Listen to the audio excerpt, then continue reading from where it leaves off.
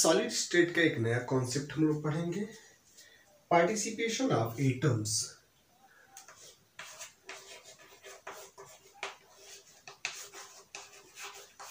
Participation of atoms in unit cell. Different types के unit cell के बारे में हम लोगों ने डिस्कस किया है, जैसे body centred unit cell, face centred unit cell, primitive simple unit cell. तो उस डिफरेंट टाइप के यूनिट सेल में एटम का किस प्लेस पे किस तरीके से पार्टिसिपेशन है और एक यूनिट सेल में कितने एटम पार्टिसिपेट कर रहे हैं, वहां पे एटम आयन या मॉलिक्यूल्स हो सकते हैं, कितने पार्टिसिपेट कर रहे हैं, उसके बारे में हम लोग इस लेक्चर में डिस्कस करेंगे। जैसे अगर हम सिंपल सी बात करें, एक क्यूब बनाया जाए और इस क्यूब में एटम्स को डिफरेंट डिफरेंट प्लेस पे रख करके और उसके पार्टिसिपेशन को समझा जाए तो ज्यादा आसानी से समझ में आ जाएगा। जैसे मान लीजिए एक सिंपल क्यूब है और उस क्यूब के बॉडी के सेंटर में कोई एटम रखा हुआ है। तो अगर यहाँ पे कोई एटम रखा हुआ होगा, उस एटम का किसी दूसरे क्यूब में कोई पार्टिसिपेशन होने के कोई चांसेस नहीं बनते, यानी वो एटम मॉलिक्यूल या आयन जो कुछ भी है 100% उसी क्यूब के अंदर शेयर्ड होगा। क्लियर ना ये? और उसके अलावा अगर मान लीजिए कि वही एटम आयन या मॉलिक्यूल इस कार्नर पे होता तो क्या होता? तो यहाँ पे अगर कार्नर पे होता तो इसका पार्टिसिपेशन टोटल 8 क्यूब में पाया जाएगा। 8 क्यूब में कैसे पाया जाएगा वो समझने में आप लोगों को थोड़ा सा प्रॉब्लम हो रहा होगा, तो उसको लाइए इस फिगर को थोड़ा सा और एडिट करते हैं, अच्छे से बनाते हैं, उसके बाद आपको समझाते हैं कि कैसे वो 8 पार्ट में डिवाइड हो रहा है। जैसा कि कल पिछले लेक्चर में हम लोगों ने डिस्कस किया था, इसको मैंने ऐसे बना दिया और फिर सिंपल इसको बनाने के टोटल टेक्निक के बारे में पिछले लेक्चर में डिस्कस किया गया, इसलिए इसमें हम बहुत ज़्यादा टाइम नहीं लेंगे इसको बनाने के लिए। ठीक, और फिर इसको हम लोग यहाँ से ऐसे कर दें, यहाँ से ऐसे कर दें, इसको यहाँ से मिला दें, इसको यहाँ से और इसको ऐसे मिला दें, ठीक ना। और फिर क्या करें हम लोग इसको यहाँ से कट कर दें। अब ये जो है डिफरेंट पार्ट्स में डिवाइड हो चुका है ये क्यूब। अब अगर हम सोचें कि ये एक किसी क्यूब का कार्नर है, जैसे मान लीजिए कि बहुत सारे क्यूब मिल करके यहाँ पे बने हुए देख रहे हैं आप लोग ना, तो ये एक इंटरनल क्यूब है, इसमें कितने क्यूब पार्टिसिपेट करेंगे इस एटम पे।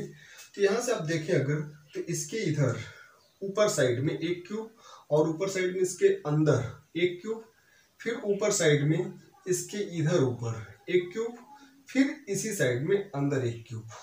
मीन्स इसके ऊपर टोटल 4 क्यूब हैं जो पार्टिसिपेट कर रहे हैं। सेम उसी तरीके से नीचे भी 4 क्यूब होंगे जो पार्टिसिपेट कर रहे होंगे।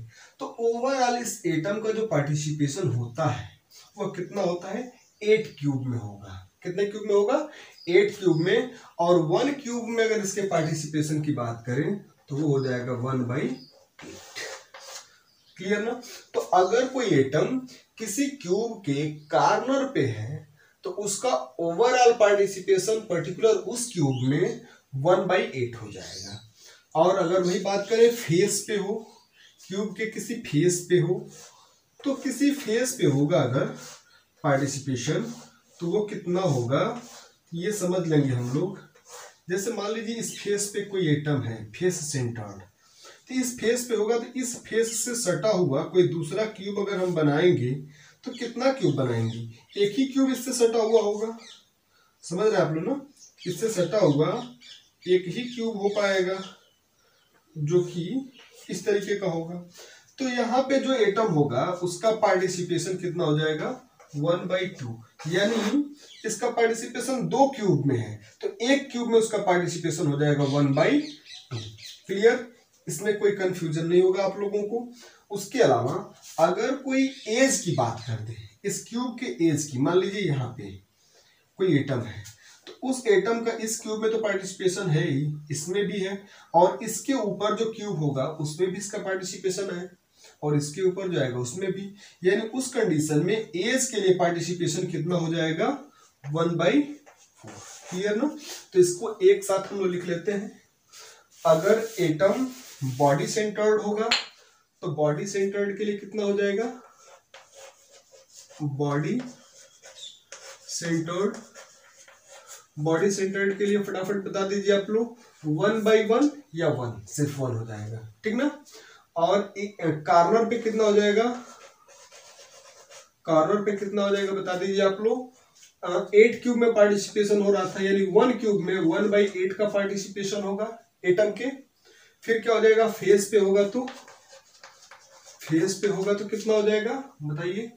फेस पे होगा तो अभी मैंने बताया कि फेस पे होगा तो उसमें 2 क्यूब पार्टिसिपेट कर रहे होंगे, ये हो जाएगा 1/2। और उसके साइड पे होगा, साइड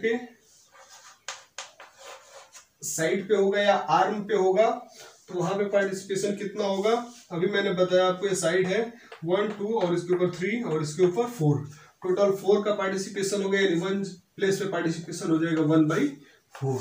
तो ये काफी इंपॉर्टेंट पॉइंट है आप लोगों के लिए, इसको आप लोग याद रखेंगे। क्लियर ना। अब हम थोड़ा सा डिस्कस और कर लेते हैं इस पे, जैसे डिफरेंट यूनिट सेल। अभी तो मैंने बताया कि उस कंडीशन में एक एटम का कितना पार्ट उस यूनिट सेल में पार्टिसिपेट कर रहा है। अब अगर हम बात करें आपसे कि सिंपल प्रिमिटिव यूनिट सेल है, सिंपल प्रिमिटिव यूनिट सेल या सिंपल यूनिट सेल है, और उसमें टोटल कितने एटम पार्टिसिपेट कर रहे हैं, तो आप लोग देख सकते हैं कि अगर सिंपल प्रिमिटिव रहेगा तो वहां पे 8 कार्नर्स होंगे और एक एटम का पार्टिसिपेशन कितना हो जाएगा 1/8। पार्टिसिपेशन ऑफ 1 एटम, यहां पे लिख सकते हैं हम लोग, participation of 1 atom equal to 1/8, और total number of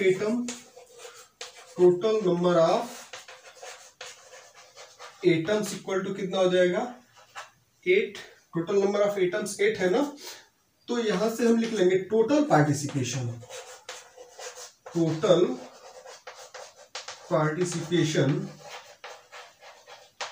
in a unit cell. यहाँ पे सिंपल यूनिट सेल या प्रिमिटिव यूनिट सेल लिख सकते हैं, तो हो जाएगा 8 × 1/8 इक्वल टू वैल्यू आ जाएगा 1। तो ये चीज आप लोग ध्यान से याद रखेंगे, जो न्यूमेरिकल क्वेश्चन सॉल्व करते समय काफी आप लोगों के लिए हेल्पफुल होगा, ठीक है। अब हम बात करते हैं बॉडी सेंटर्ड हो तब क्या हो जाएगा, बॉडी सेंटर्ड। तो बॉडी सेंटर्ड की केस में भी आप लोग याद रखेंगे प्रिमिटिव तो रहेगा ही, यानी कार्नर पे जो एटम है वो तो रहेंगे ही, उसके अलावा एक एटम जो है आपके पूरे यूनिट सेल के सेंटर में आ गया, क्यूब के सेंटर में आ गया। अब यहाँ पे टोटल पार्टिसिपेशन की बात करें तो टोटल पार्टिसिपेशन कार्नर के हो जाएंगे, टोटल पार्टिसिपेशन ऑन कार्नर कितना हो जाएगा, अभी आपको मैंने बताया 1/8 × 8 ये हो जाएगा। और उसके अलावा बॉडी सेंटर्ड के लिए मैंने बताया है आप लोगों को कितना होगा 1/1 इक्वल टू 1, यानी जैसा कि अभी आप लोग के यहाँ पे मैंने दिखाया हुआ है। तो participation in body centred, participation of central atom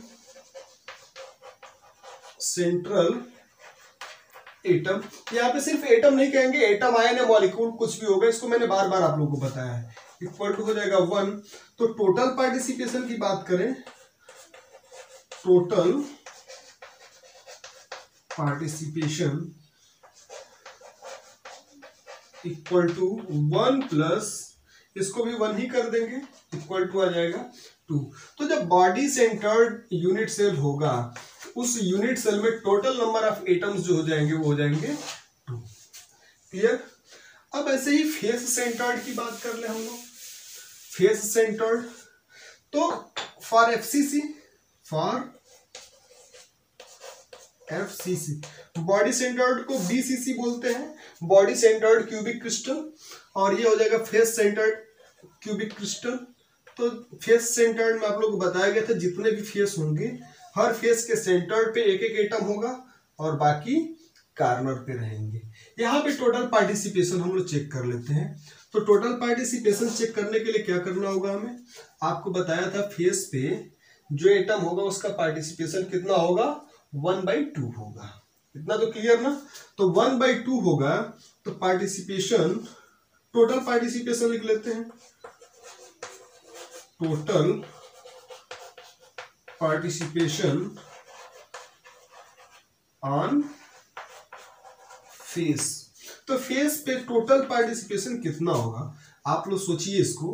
तो टोटल फेस कितने हैं, टोटल फेस काउंट कर लेंगे 1 2 3 4 5 6, एक अंदर और एक बाहर, ठीक ना। तो टोटल फेस हो गया 6 और एक फेस पे पार्टिसिपेशन कितना है 1/2 इक्वल टू हो जाएगा 3, ठीक।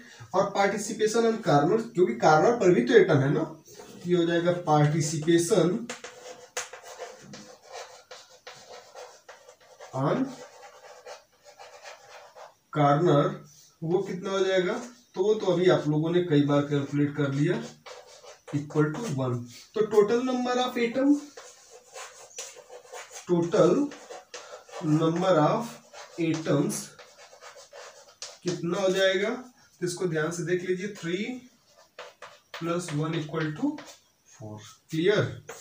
तो इस तरीके से हम लोग किसी यूनिट सेल में कितने एटम पार्टिसिपेट कर रहे हैं उसका कैलकुलेशन कर सकते हैं। इससे रिलेटेड बहुत छोटे छोटे न्यूमेरिकल्स आते हैं जिसको हम लोग आगे